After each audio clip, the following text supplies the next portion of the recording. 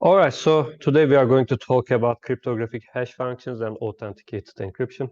This is very important because now we talk about networks. Now we need to talk about methods that would allow us to have integrity and data authentication and so on. So we need to talk about hash functions, which is extensively used in many cryptographic algorithms, protocols, or also in many other different scenarios. So let's start.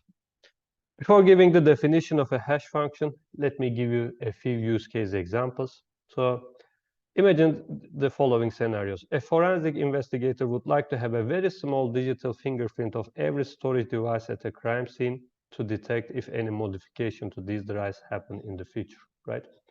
This is for the security of both parties, by the way. Another scenario is that you want to find all duplicate files in your disk, right? So you should, if you had a very fast method, which probably shows that finds identical files, you would like this, right? So you can actually write a code yourself after talking about SHA-256 and so on. Another use case is that a cloud service provider would like to detect if an illegal file is uploaded without receiving the file, right? And the cloud service provider shouldn't have the copy of the illegal file. And hash functions can solve this problem too. Another case is that millions of users upload the same file to cloud, but cloud provider wants to store only a single copy and therefore limit the upload of the same file to one to save bandwidth, right? It would be found, but this is how actually Dropbox or any cloud service works. This is why clouds do not like encryption. Okay. An intelligence agency wants to give a list of illegal files to forensics investigators without sharing the files themselves, right? It would be nice if you can, give a small list where forensics investigators can check if those files are already in the drive at the crime scene. And finally, a forensic investigator wants to check if a disk contains any illegal files that are pre-obtained and so on. Again, so after I give the definition of hash functions, you would realize that a hash function would solve all of these problems and many, many more. Like, for example, passwords, securely storing a password and so on. So let's start with the definition. A hash function H is a keyless algorithm that takes a variable length input X and returns an output Y of fixed length N, which we call message digest length. So this is very important because the input can be of any length. So it can be a 1 megabyte file, or it can be 10 terabytes of a file, and you can still put it as an input to this hash function, but the output will be very small, of a fixed length, like 256 bits. That's simple. Of course, you can define that kind of functions anyway. For instance, easiest way to do it, regardless of the input, for instance, just keep the first 256 bits, right? This is a hash function. You simply provide a very small output, fixed length output from any length input. But of course, it would be, you can use this kind of stuff maybe in databases to save space, but for our purposes, this is not enough. Because for a cryptographic hash function, I want more important properties like this. So they're called premise resistance, second premise resistance, and collision resistance. I will explain all of them one by one. But also, even we most of the time do not explicitly say it, what we really want is that a hash function to behave like a random function. Okay. This is also important because if it doesn't act like a random function, then maybe mining algorithms might be attacked in this way. Okay? Because in a cryptocurrency mining, in the proof of work, your aim is to find a hash output that starts with many 0 bits. So if it is not random, then you can, know how the output will behave and so on. All right, so let's start with these definitions. Premise resistance. Given an output Y, it should be hard to find any input X such that Hx equals to Y. Okay, so this is why we call it hash functions a one-way function. So when you know the X, it is very easy to calculate Y. It is also fast and easy. But once you know the output and don't know the input, it should be very hard to find X. Of course, saying hard is not a scientific way, right? Our aim here is that actually a generic attack would require around 2 to the n operations, where n is the number of bits of the output y. Okay, so this is equivalent to a brute force attack where you randomly try 2 to the n different x values, and after some point you should expect to obtain the value y. Here's an example why we need such a case. Assume that in a password file or a database, you know that when you create an account, you choose a username and password most of the time. So at the first days of the internet, when we start to have interaction by using forums or emails and so on, this is what we did. We created a username and password for every web page. But the problem was that they stored them in their database like this as an entry. But of course, every database leaks at least once. So people's passwords leaked. So many old web pages do not exist today. This is because they already leaked all of the database. And sometimes credit card information and so on also were stolen in this way. So a simple thing you can do is that as follows. Instead of keeping the username and password, just when somebody creates a password, just calculate the hash of it and store it in the database. Because when the database leaks, they will see the hashed value. But of course, this doesn't prevent you to log in, because when you try to log in, you will provide your password, and the web page will calculate the hash of it and check if it matches in their database. So this is sufficient to verify a password. And then an attacker that captures the password file or the database has to find the preimage, which we assume that it is hard. But of course, there can be some methods like trying short passwords or easy to guess passwords. We are going to talk about this when we talk about password cracking. But if you have a nice password, then this will be hard. But of course, I should have to keep a side note, because since we are going to explain this in detail when we talk about password cracking, I should give a brief note saying that in practice, we don't do this. People do it, but they shouldn't do it. What you should do is as follows. In practice, we also concatenate a random value called salt at the end of your password. Take the hash of these, but instead of keep writing the hash output here, take that output, put as an input to the hash function again and again and again for thousands of times, and then keep the resulting value. Some people don't understand why we are doing this, because they say that the attacker will at the end have the hash value again. But of course, this actually slows down the brute force attack of the attacker. Again, we will talk more detail in this when we talk about password cracking. But yes, the important thing is that we want pre-image resistance. Okay, as you can see, this is very important. Second pre-image resistance. Given an output y and input x1 such that hx1 equals to y, it should be hard to find any other input x2 such that hx also equals to y. Okay, so actually in practice this has to happen, because we said that the input space is almost infinite, right? But the output space is relatively small, which is 2 to the n different values. So two different inputs have to go to the same output value because of the difference in the size of the input and the output space, right? But we want this to be very hard. Again, by saying hard, a generic attack would require around 2 to the n operations. Again, you choose random x2s in the brute force attacks and check if it matches with this y. This is very important. Most of the cryptocurrencies and the blockchain security relies on this property. Otherwise, you can say that a different transaction had happened in the blockchain by changing x1 into x2. But we can talk about other cases, like, for instance, assume that you're thinking that there are some important files in your hard drive and they may be attacked by a Trojan or something, right? So what you can do is, and if you're not changing these data, you can also calculate the hashes of these files and keep it in a different storage. And if the attacker modifies the files, for example, put a malicious code inside them and can still obtain the same hash value, then the attacker can fool you.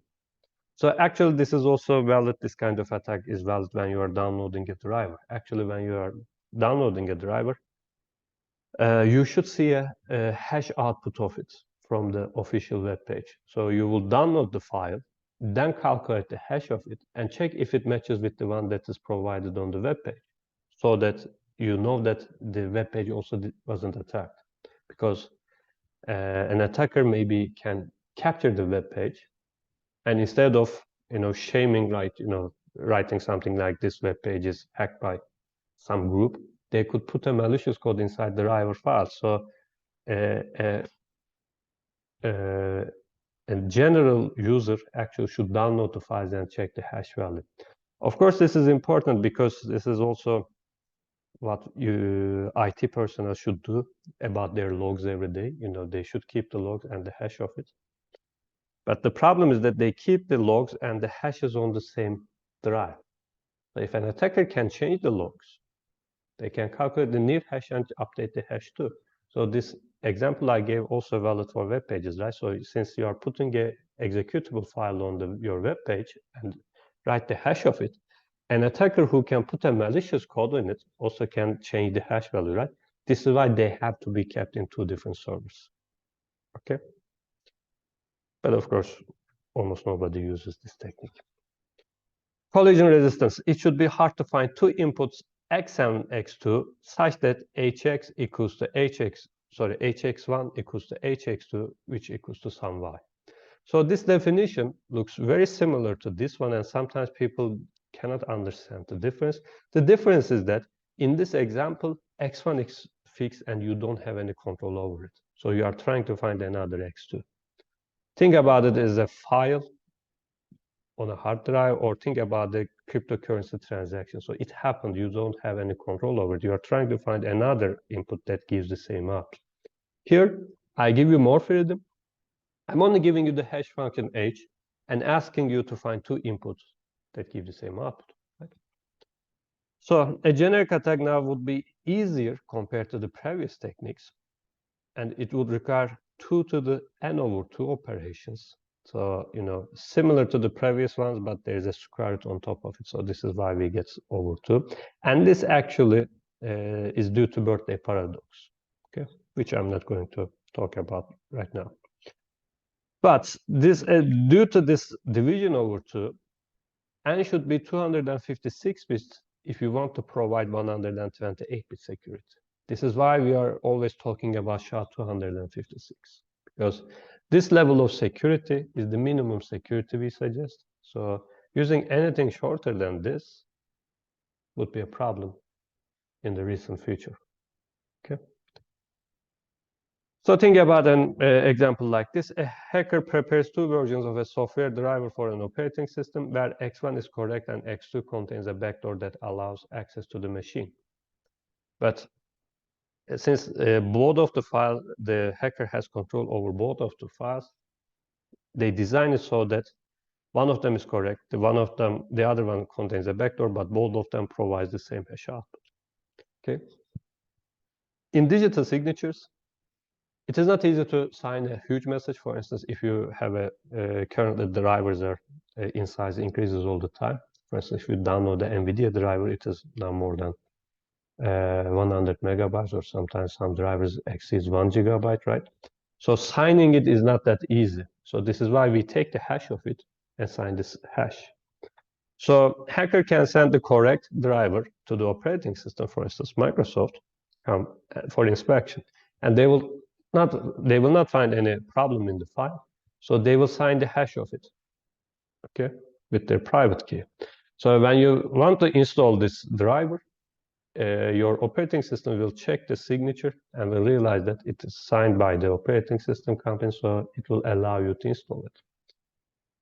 But instead of distributing X1, a hacker can distribute X2 to users who verify the signature on X2 with operating system company's public key. So since HX1 equals to HX2, signature works. Okay. Flame malware did something like this in the past. So this is why collision resistance in some scenarios is very important. Okay. For instance, if you are storing passwords, then maybe having collisions would not be a problem. So two different users with very different passwords might have the same hash, but which is very highly unlikely, right? But for other scenarios, collision resistance is really important. This is why when a hash function is broken due to collision resistance, we try to stop using it.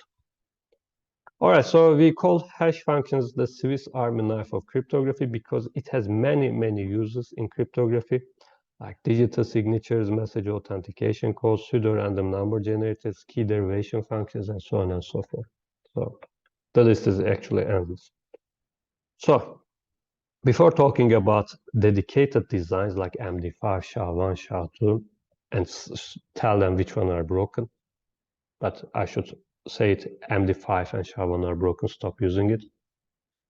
Because, I mean, since I'm going to talk about them in the next video, maybe some people might miss it, but there are still people talking about SHA-1 and MD5 are everywhere, so they're secure and so on. Actually, they are not. Stop using it. All right, so let's talk about first the Merkle-Damgard construction, which actually almost all of the old hash functions are based in this construction, like, for instance, MD5, MD4, SHA-1, SHA-2 are placed here as the F function in this picture, okay? So idea is as follows. In the Merkle-Damgard construction, you have the message that you are going to take the hash. For instance, this is a 1 GB driver you download on the internet. So you perform a padding. Generally, you put a single 1 bit and then 0 bits to, fit it into blocks. So it also works as blocks. But compared to block ciphers, this can be larger, like 512 bits and so on. So you perform the padding. Sometimes, at the end of the padding, you write the size of the input. Idea is as follows. If you have a single block, this F function take the input as an input, take this block and also initialization vector. So this can be IV is fixed, but message is larger. So this input size is somewhat large, but the output size is fixed. This is why we use this geometric shape. So the output is here. So if there are more message blocks, then you keep continuing this, and at the end, you will always produce something here that has the same fixed output size like H1, H2, H3. So you fix the output size by this compression function, okay? So actually F is called a compression function by the way. So this way you can have any sized input, but the output size will be fixed, okay? Very nice construction. Recently, more popular constructions are sponge constructions. So a sponge construction or a sponge function can be used to create a block cipher or a hash function or many other cryptographic algorithms. But for the hash functions, idea is as follows. So your input is again divided into blocks as mi here, okay? And zi's are the hashed output in this picture. So here there is an internal state, okay? R plus C bits. So you fill it with IV and so on initially. You feed the message block, first block here as an XOR. Then, perform some operations like permutations or use confusion layers like S boxes and so on. So you kind of modify the input, right? Sorry, internal state. Then feed the next block inside this and perform operations again and again and again. So here, instead of a compression function, you have a sponge function here. So this is you're here as an if you are trying to find an ideal permutation, okay? So after feeding the message, the internal state becomes very mixed. But what you do is, providing some R bits as an output from here. So for instance, assume that your output as a hash function should be 256 bits. So this is what you desire, but you choose R as 64 bits. So you have to, produce like for many ZIs to produce 256 bits. So your choose of R actually depends how fast the algorithm provides the output, right? So this is why we call it rate. This is also because it determines how many blocks you are going to feed. So choosing R large is good for speed, but for security, C, which is called capacity, should be large because R bits are fed from the outside, right?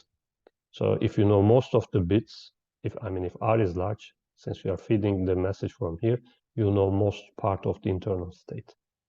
This is why there should be a balance between them. General approach is to choose C as the capacity as the twice of R bits, but generally 3/2 is also proven to be secure. So it depends on the construction, but generally this is how the sponge function works. So in the absorbing phase, you feed the message blocks. Think about it as a sponge. So you are filling it with water, then you're squeezing it, and the water goes outside.